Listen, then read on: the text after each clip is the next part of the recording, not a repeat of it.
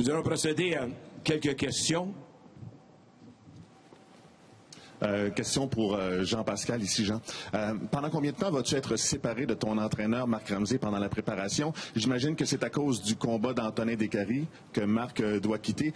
Et est-ce que c'est pas dangereux de te séparer de ton entraîneur après une si longue cohabitation? Et est-ce que c'est pas symptomatique des rumeurs qu'on entendait de tension entre toi et Marc Ramsey, des rumeurs qui circulaient depuis quelque temps? Il n'y avait aucune tension entre moi et Marc. On se connaît depuis plus de 15 ans.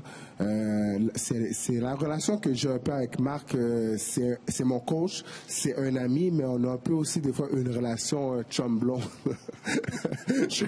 Chum-blond des fois, c'est ça que j'ai remarqué dernièrement. Mais par contre, il n'y avait aucune tension. Marc part avec moi à Las Vegas. Il va revenir quelques jours pour Antonin. C'est sûr que c'est pas la situation idéale, mais je comprends le fait que mon meilleur ami Antonin Descaries doit se préparer pour son combat le 27 avril, mais ça va être juste une question de quelques jours et Marc ensuite va revenir à mon camp d'entraînement à Las Vegas, alors je m'inquiète pas pour ça. Puis en plus, c'est pas la première fois que je veux pas être avec Marc pendant 6 jours. Nancy?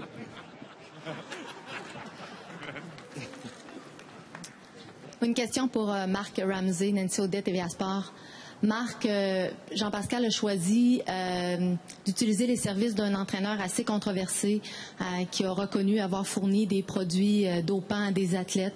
Est-ce qu'il t'a consulté avant de l'engager? Qu'est-ce que tu penses de cette embauche-là? En fait, c'est moi qui ai proposé à Jean ce choix-là. Et c'est une décision qu'on a prise ensemble. On était conscients que il y aurait peut-être des remous par rapport à ça. Mais il faut connaître l'histoire dans son ensemble pour voir pourquoi on a fait ce choix-là. Le choix de M. Hernandez a été fait parce qu'il était quelqu'un excessivement avec une expertise hors du commun, quelqu'un de très, très compétent. Travaille avec des athlètes de haut point comme Usain Bolt. On a pu voir avec Marquez Pagao les résultats que ça a donné.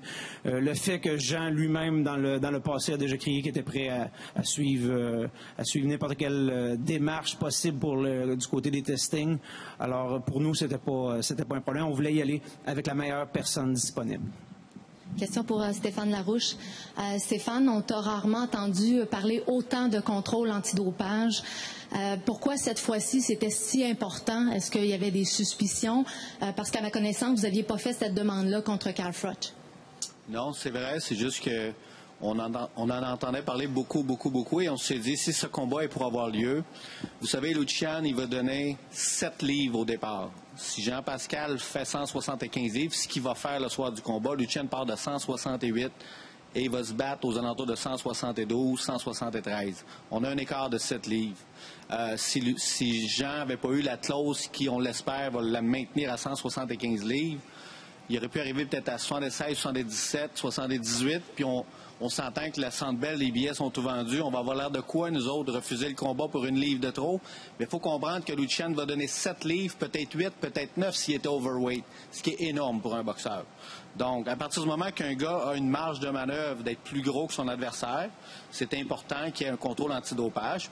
Et je l'ai dit, même avant que ce combat ait lieu, je l'ai dit à l'automne, lorsque je vois le clean-up qui se passe dans le sport présentement, que ce soit en cyclisme, que ce soit en tennis, il y en a de plus en plus. Je pense que les gens ont le droit d'avoir un sport qui est propre. Et je le dis que le passeport biologique devrait être mis en place le plus rapidement possible. Il y a des États où on teste la marijuana, il y en a d'autres où on teste les stéroïdes, il y en a d'autres où on teste rien. Là. Il n'y a rien de standard dans la boxe. Alors au Québec, on va finir par arriver avec une législation qui a de l'allure. Et ce genre de combat-là nous donne le podium, la visibilité pour en parler et faire avancer les choses pour que les gens qui vont être après nous vont avoir un sport qui est propre.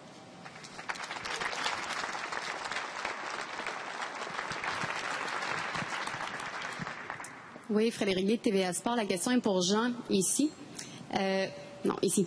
Donc, je parlais à plusieurs fans tout à l'heure et ce qu'ils semblaient me dire, je leur demandais pour qui ils prenaient entre Lucian et toi, et ils semblaient me dire, le problème avec Jean, c'est son éthique de travail. Il y a un peu d'écho ici. C'est son éthique de travail. Qu'est-ce que tu as à leur répondre?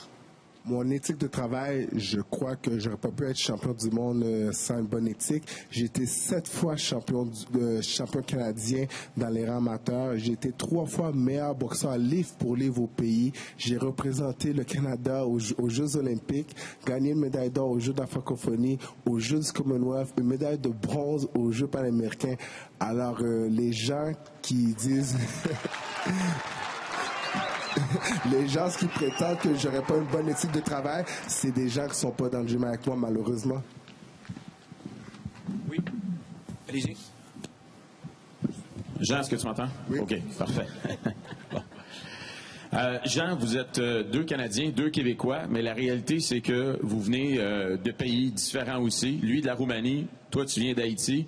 Et la réalité, c'est qu'à Montréal, il y a une très forte communauté haïtienne. On parle beaucoup de quel côté va se ranger la foule. Est-ce que tu penses que le fait que tu es une figure marquante dans la communauté haïtienne et qu'il y a autant d'Haïtiens à Montréal, que ça va faire en sorte que ça se peut que le soir du Centre Bell, tu aies un avantage de ce côté-là? Sincèrement, j'en ai aucune idée. J'espère que les gens du Québec vont se déplacer pour venir voir le combat. Les personnes qui ne peuvent pas se déplacer, j'espère qu'ils vont le louer. La foule, d'après moi, devrait être 50-50, peut-être un 60-40. Pour qui? Je ne le sais pas. Je me croise les doigts que ce soit pour moi, mais c'est sûr qu'il y a une grosse communauté haïtienne à Montréal et j'espère que cette communauté-là va se déplacer pour me supporter. Oui, Jean, une question à Jean et à Yvon, c'est la même en fait. C'est la même, c'est juste, vous avez parlé tous les deux de tests antidopage, des conditions qui étaient posées par Lucian et par Jean. Vous avez choisi l'agence? C'est Bernard et Yann Edéry qui sont délégués de chaque compagnie pour travailler là-dessus. Je ne sais pas trop où s'en est rendu le dossier, mais c'est en cours. Ouais, il reste 2 mois avant le combat, c'est pour ça?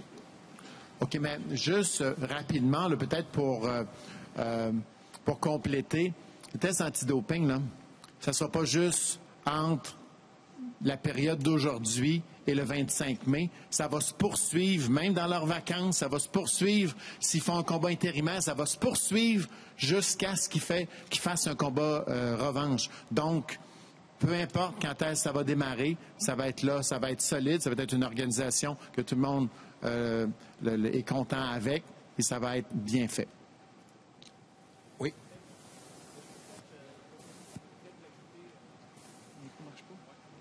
Ça marche. Peut-être pour ajouter, ce qu'on sait, c'est qu'on n'a pas de politique ici au Québec. On est en train d'écrire la politique, elle est pratiquement terminée. Puis on s'est fié sur ce qui s'est fait en Colombie-Britannique, de ce que je comprends, parce qu'effectivement, c'est plus Bernard et Yann Edéry qui ont piloté ce dossier-là. Il faut s'entendre là-dessus. Après ça, on va déléguer, en fait, l'application de cette politique-là à une firme indépendante qui va engager les laboratoires pour vérifier les tests. Et il va y avoir un panel, éventuellement, s'il y a quelque chose d'anormal, qui va trancher sur ce qu'on fait avec cette situation-là. Je dirais que les étapes sont franchies, puis effectivement, étant donné que les boxeurs partent, ils doivent donner leur agenda au cours des 2 prochains mois parce qu'ils vont avoir des tests à peu près n'importe quand. Si Jean s'en va dans le Nevada, ça va probablement arriver là. Je dirais que c'est avancé pas mal, mais si vous avez peut-être des détails un petit peu plus techniques, malheureusement, là, c'est moi et Yvon, on a été débordés de notre dossier, donc on n'a pas nécessairement tous les détails. Oui. Ma question est pour Jean. Jean, il semble que pendant les négociations qui ont mené à la signature du contrat, il semble que tu aies tenu énormément au fait de rentrer 2e, d'être présenté en 2e le soir du 25 mai. Pourquoi est-ce que tu as tenu tant à ça? Moi, je crois que c'était le retour d'ascenseur. J'avais un combat prévu contre Chad Dawson le 25 mai. Là, ensuite, on m'a appelé pour me dire que Lucian était finalement prête à m'affronter. Moi, j'avais aucun avantage à affronter Lucian Boutet compte tenu que je boxais pour reprendre mes titres. Alors, je me suis dit que si je devais me battre contre Lucian, je devais quand même avoir un petit bonbon, comme on appelle un avantage. Alors, cet avantage-là de rentrer 2e à la maison, je le tenais mordicus. Oui. Oui, Gabriel Belland du Journal La Presse. Une petite question rapide, peut-être pour Jean, pour Lucian et peut-être pour Kerry Davis, si on me le permet. Jean, une rapide d'abord. Tu as un garde du corps aujourd'hui. Peux-tu nous expliquer pourquoi? Non, c'est pas un garde du corps. C'est juste... des fois, comment je peux dire ça, c'est un ami personnel qui surveille à ma protection parce qu'on ne sait jamais qu'est-ce qui peut arriver dans la vie. Alors, c'est juste pour ça. Une question pour Lucian, rapide aussi. Lucian, Jean avait fait des propos récemment, juste avant que le combat soit annoncé, sur le fait que tu étais d'origine roumaine et que tu étais venu au Québec faire de l'argent, que tu devais donner aux Québécois ce qu'ils demandaient, c'est-à-dire un combat contre Jean-Pascal. Est-ce que ça t'a piqué, ces commentaires-là? Est-ce que ça t'a amené un peu vers ce combat-là, justement? Non, pas du tout, pas du tout. Je suis très content d'être Québécois maintenant, puis Roumain en même temps. Je suis né en Roumanie, puis c'est mon origine. Puis comme lui aussi est né à Haïti. Puis je suis content d'être ici. Puis ça m'a pas piqué. Puis ça, c'est pas ces déclarations qui m'a rendu là pour ce combat-là. J'ai accepté. Ça, il y a 12 mois quand j'ai parlé avec Jean Bédard, puis lui dit je suis prêt pour l'affronter. Ça fait des années que tout le monde parle, tout le monde veut voir ce combat-là. C'est le moment. Je pense que c'est le meilleur moment pour ça. Ça ne m'a pas dérangé ces déclarations du tout.